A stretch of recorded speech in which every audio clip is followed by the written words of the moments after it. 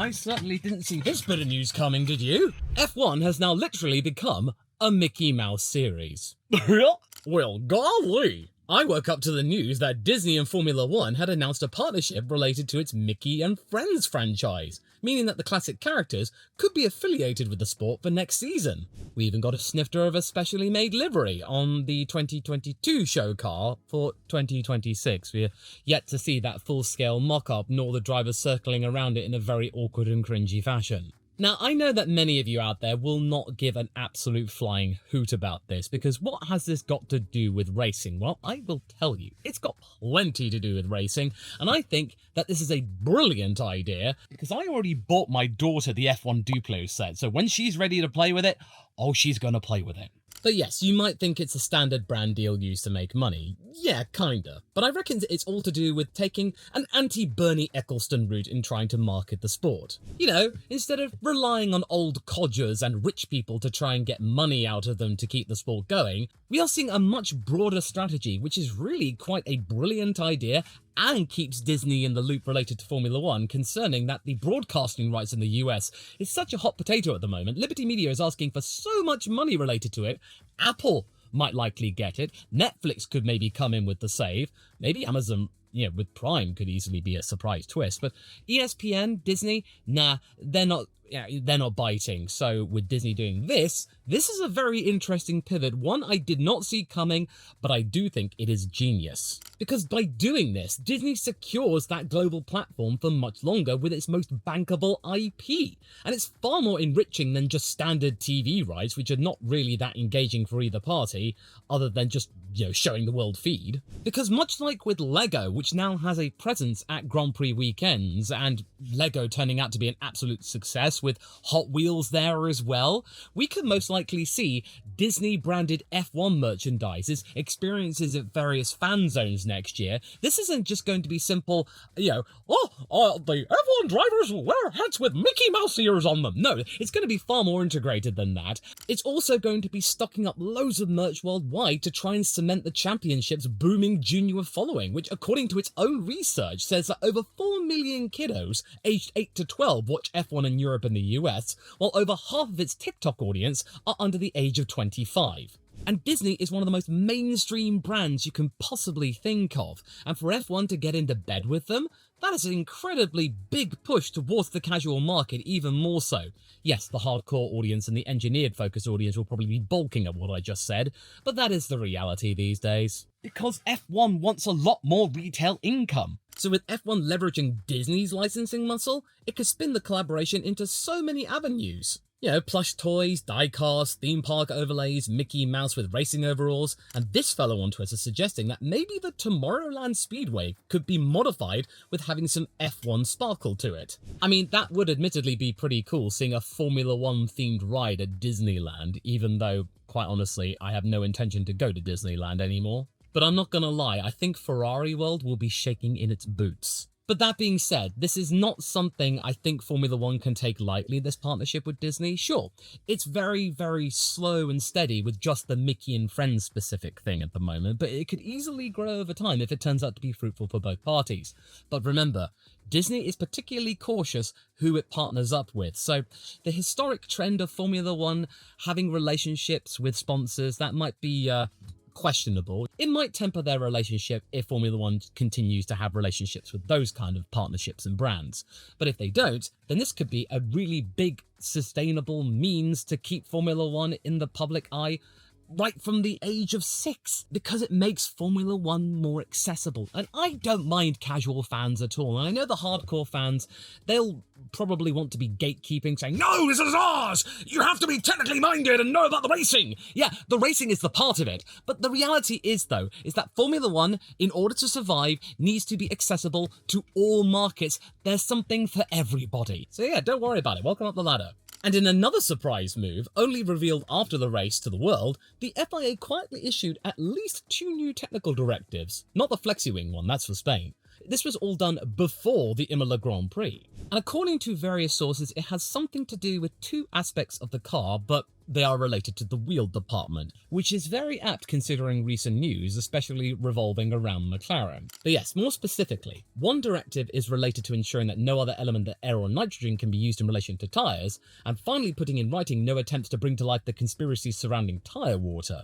But the other directive sets stricter limits on how much wheel covers, brake drums and skid blocks could flex or move when the car is running, stressing that no part can alter airflow or extract heat in a way not foreseen by the regulations. Now, you might be thinking that this is a means to completely ban what McLaren had made in terms of their innovations regarding cooling the brakes and therefore the tyres, but I don't really see it that way. I think it is just making it into writing what the FIA had founded from the investigation from the McLaren technology, and therefore it's just making it so that means it can't be really expanded upon. So now in terms of development, it's a complete dead end. That McLaren's got what they got, it's still legal, but they've now got to be really careful where they go from there. And you might have noticed that at Imola, Red Bull's RB21, it did appear easier on its tyres than in previous races, like in Bahrain for example, Max managing longer stints with more solid performance. And some even reckon that McLaren had to run a less aggressive cooling version of their setup to stay within the clarified rules just in case they got nobbled by them.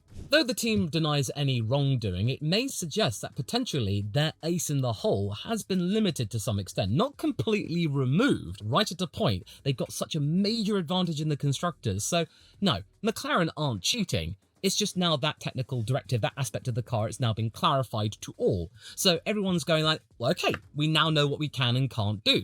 And I do think that for the viewers, this is gonna be good, because we all thought that the Emilia-Romagna Grand Prix was going to be incredibly boring, one of the dullest races of the season, bar Monaco. But no, it turned out to be one of the most exciting races because of the jeopardy, the peril, the fact that McLaren weren't romping home with it, that Max was back in the game. Well, look, you're a McLaren fan, why are you cheering this? Well, I want this first title of Norris or Piastri's, if they do get it, to be earned in a really, really tense battle, not just a cakewalk. And I think the drivers would like that too, that they earned this against one of the most really prolific generational talents that there is in Formula One at the moment. That, and it's part and parcel of Formula One. It's a game of cat and mouse between the regulators and the engineers. They come up with something cool, the FIA goes in and goes, wait a minute, is that sustainable or even legal? And it seems like Ferrari's got something of their own, which is quite cool. They surprised the world by unleashing another special white and blue HP back race suit. Less blue, more white. This suit is quite an unexpected bit of news as well.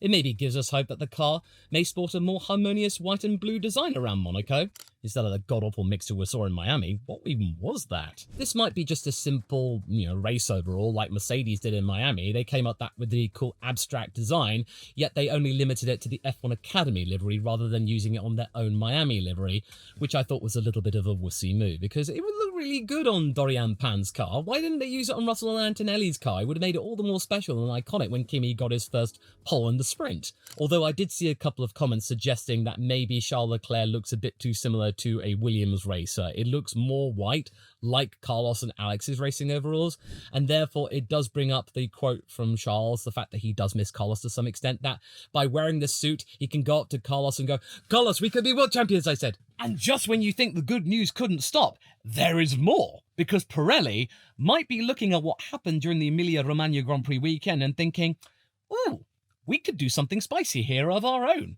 and something far more organic than the FIA mandating 2 stops around Monaco just because Ben Sulayem told them to. Because whatever you say about the Pirelli C6 tyres, they did provide a sense of peril when it came to strategy, even though they turned out not to be workable in the race at all, since nobody dared to use it. But I do think around Monaco, which is looking to be far cooler than it was around Bologna last week, it could easily be more viable for the race, that temperatures are not expected to go above 18 degrees. There is some cloud in the air, which means that if some drivers wanted to at the start, if they kept a fresh set of C6s in reserve, maybe not using it in Q1, then potentially they could use it for like 10 or 11 laps or something in one of their 2 mandatory pit stops. It could be an option with the regulation meant to thwart people getting a pit stop for free under red flag conditions, which have happened on a fair few occasions around Monaco, although one of those stops could easily be done behind virtual safety cars or safety cars, since they do happen regularly as well. Do they count as well? I imagine they do. I'm really looking forward to how this goes down, because not only for the fact that it could throw some jeopardy in terms of strategy, but I'm looking to see how the teams exploit this. That in of itself makes the Monaco Grand Prix interesting, and not because of the racing itself. I want to see how the teams gamify this. But Pirelli, in response, they're considering to skip one of its 7 dry tyre compounds at selected Grand Prix this year, so that means the hard, medium and soft tyres are not done in sequential order. That they could be C6, C4, C2 instead of 6, 5 and 4. That's a pretty big deal, and such a simple idea. Because I don't think you need me to tell you that recently teams have become quite content with the way Pirelli tyres are at the moment, that they can just go, oh, we'll just stop once and it'll be fine, but they'll make it the distance, and they often do. But if there is a huge disconnect between each hard, medium and soft compound, an entire step, then it makes a one stop far more perilous, and ultimately you might have no choice but to do a 2-stop, and therefore you can't rest on your laurels when it comes to strategies. And it just means that there is some sort of mystery behind it.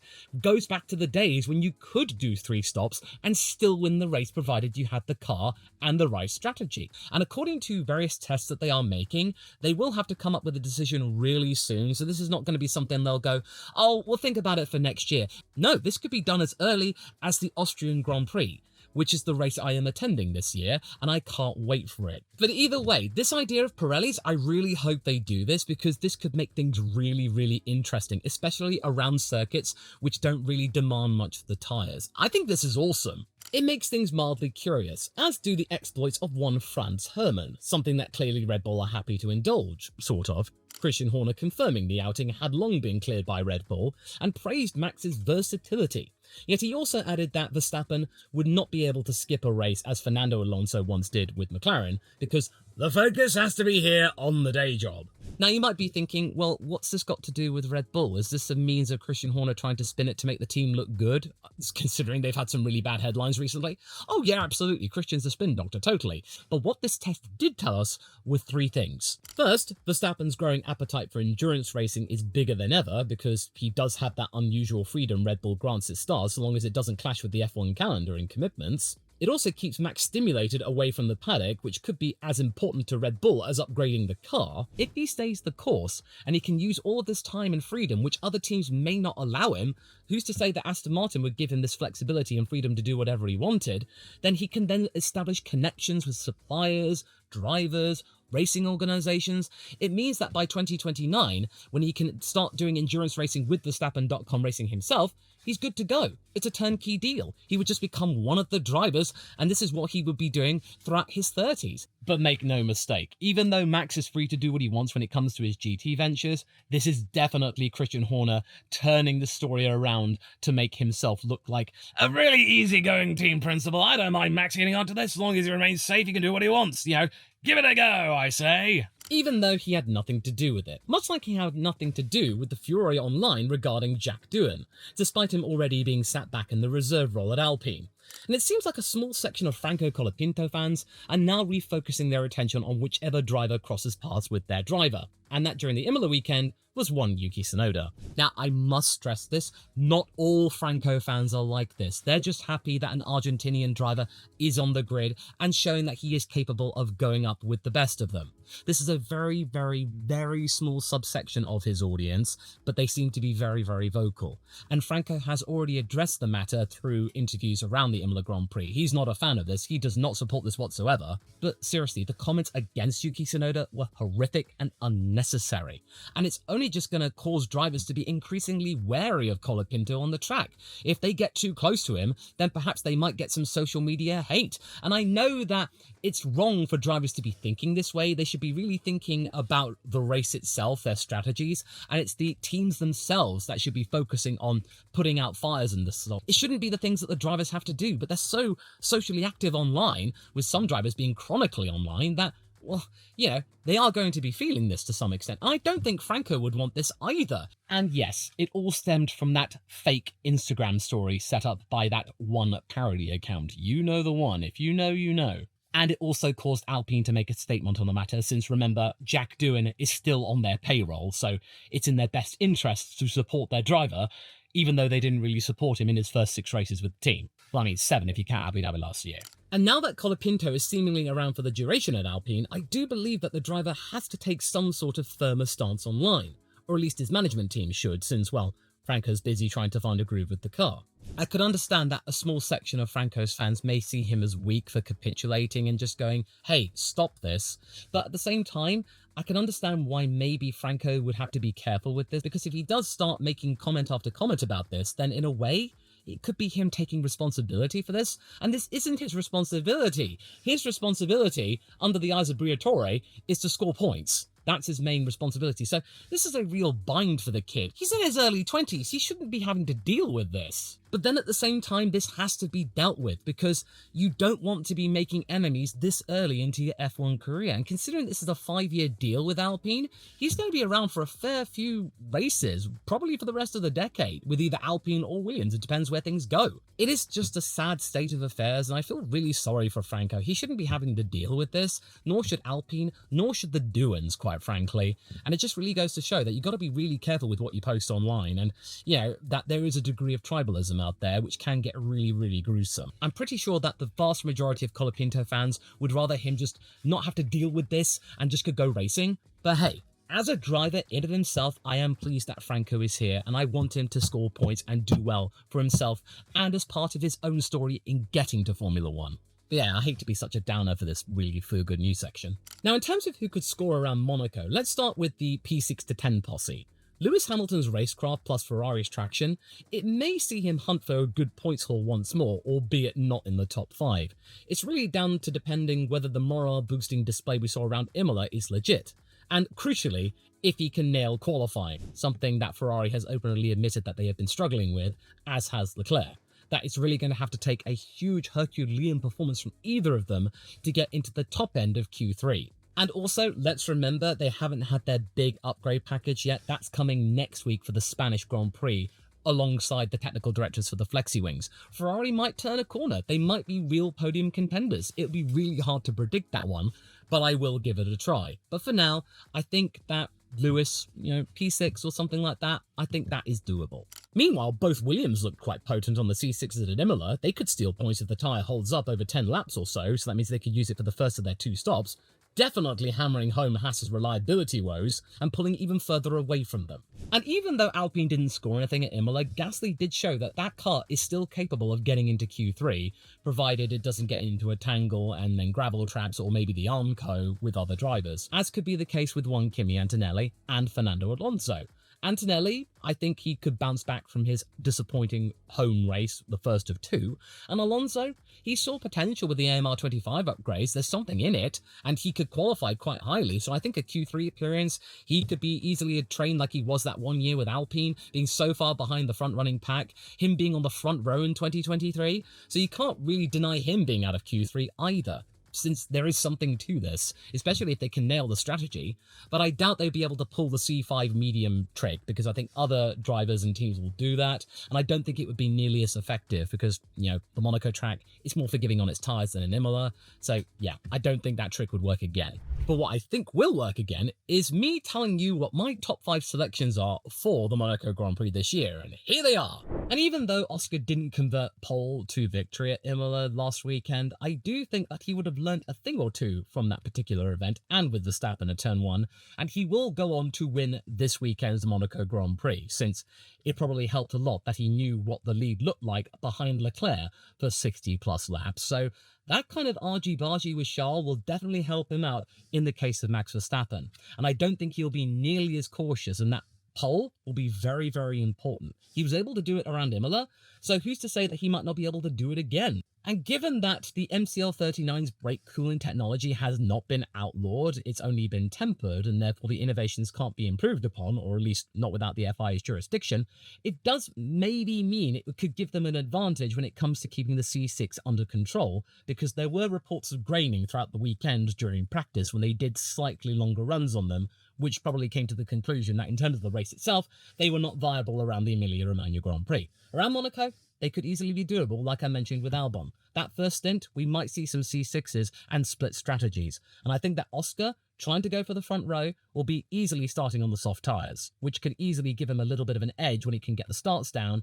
And yeah, he will just make sure that he's not caught napping. The only downside I can see in my thinking that Oscar could win this is the fact that McLaren just don't quite have the edge when it comes to pit stops against Red Bull, save for them having a couple of major snafus around a couple of weekends, Bahrain and Miami. And not to mention, McLaren have a real major adversity to undercuts, but Stella has been promising that if it does look likely that Verstappen could easily jump him, they won't be afraid to pull that kind of manoeuvre, that they will throw caution to the wind and pit in relatively early, even though the tyres may still have a lot more life left in them.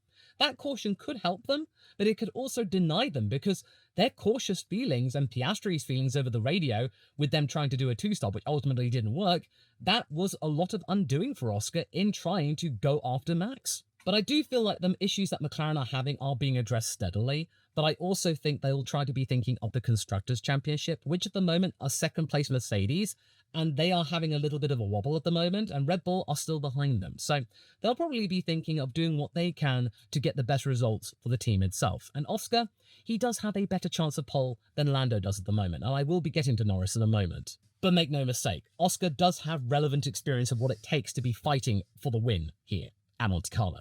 And second place, but I think it will be very, very close, will be one Max Verstappen, because Imola did show that the upgrades with the RB21 are working to some extent. I even believe that Marco's reporting that the correlation with the wind tunnel is a lot more close than it had been in recent months. And let's not forget, Max has proved to us around Tamburello that he is more than willing to take a big risk if it means that he can get the lead and therefore scamper off and dictate the race pace. I don't think that Max is going to be stupid and assume that Oscar's just going to be as timid as he was around that chicane. No, Oscar will have learnt from that, he will learn from that, and Max will definitely take him seriously. So it will really depend on how much of an advantage that Oscar has over Max in qualifying to dictate whether or Max has a snowball's chance of getting him on the road and therefore has to rely on the pit crew, which, despite some very high-profile mistakes since the departure of Wheatley, are still the best when it comes to the overall pit-stopping circuit.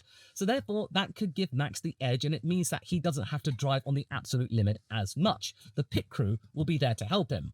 Hopefully. If they do go for the C5 tyre and the Oscar goes for the C6 and then he has to pit in early, then Max will just bang in the laps through clear air and get ahead of him that way. But I think they will have to be paying attention to what McLaren does in the pits and watch them closely because, you know, the case of, I'll do what the opposite that they do, that might not wash. There are lots of variables here, which does make it very interesting and intriguing, but I do think Max will be right on the back of Oscar, and that Oscar will make sure that he doesn't pull that kind of stunt, the heroics into Sandoval again. And then for third place, I'm going a little bit frisky here, and I am going for one Charles Leclerc.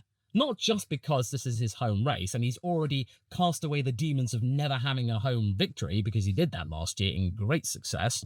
I also think that he will want to bounce back from what happened at Imola, where he wasn't the leading Ferrari in front of the Tifosi after that horrific Saturday. Out of the two drivers, he was the more hard done by and the more beleaguered one. And this now, his home race, his doorstep, he has the background knowledge from being around here since he was a kid, not coming here for the obvious tax reasons. He has that ingrained knowledge, and that has reportedly helped him in securing pole the last few years or so. And not to mention, the cooler temperatures might help Ferrari's time out with the C6 tyres, that it might provide them a little bit of a salvo, and their pit stops have actually been quite solid. The DHL fastest pit stop time is 2 seconds, and Ferrari owns it. He is really good at qualifying around the circuit, and right now, especially around this circuit, it's going to matter more than ever. Saturday, I think, could be quite good when it comes to Leclerc. He'll know what to do. And I think he might have enough left in the tank, much like how Carlos was able to do last year, in keeping Lando Norris away from the podium.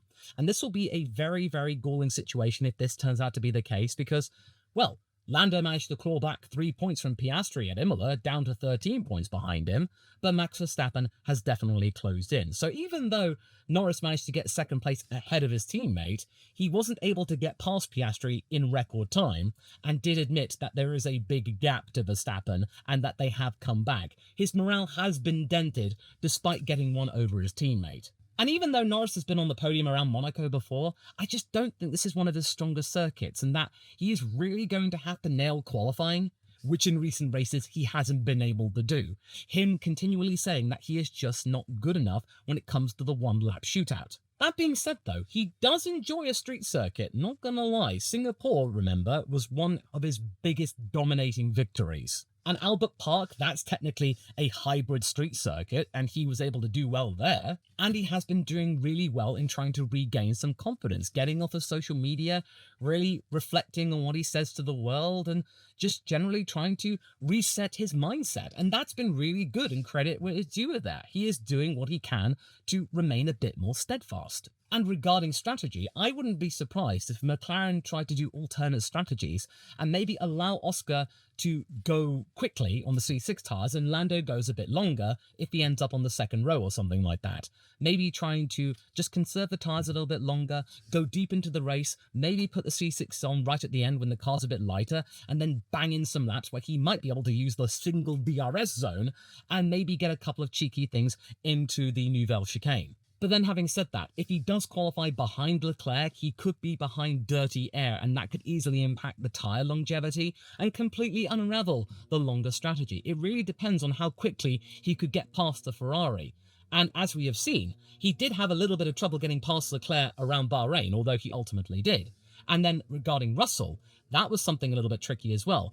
But if he can get around that, then a podium could be possible, but I do ultimately think that Leclerc's home advantage might be able to squeak him past. But make no mistake, Saturday will be Lando's main race. And then in 5th place, my heart wanted to put Alex Albon here, but realistically, it's going to be George Russell, because even though Mercedes had a really horrible time around Imola, the upgrades really bringing back W15 flashbacks, I think the colder temperatures will be to the W16's advantage. They'll look at the data, they'll know what to do to try and temper that situation. It might mean that George Russell can get back into the top 5 after his top 5 streak came to an end with P7 around the Emilia-Romagna region. And also, George is known for making really interesting and wise strategy calls on the fly. Even though he didn't get that win at Spa, his thinking and taking the risk on just staying out there, going long, nursing the tyres, it worked. If he can make the most of those C6 tyres, if he starts on them and he makes them go longer and maybe get into the region of the medium stop window, then he might be able to have some sort of an advantage which brings him back into play for a top 5 finish ahead of Hamilton. That being said, Mercedes aren't really known for faster stops, although they have improved in recent years. They are not the fastest out there by quite some margin. I think they're like the 4th fastest team, which in the case of the frontrunners is still not enough, and it could easily see all of the work that Russell does be completely undone if the other 3 teams turn out to be really, really potent. So they've got to be on it with this, because they definitely have to do 2 stops. And if George is thinking for any place higher than 5th, he's definitely going to have to use his brain for this, and the team are going to have to trust him. Much like how Adrian Newey has been using his brain at Aston Martin already, albeit through lunchtime conversations, it perhaps giving this year's squad some hope of not being this year's tractor. To find out more about what the designer has been saying right before his first appearance in Aston Martin Racing Green this weekend at Monaco, watch this video next, straight after this one.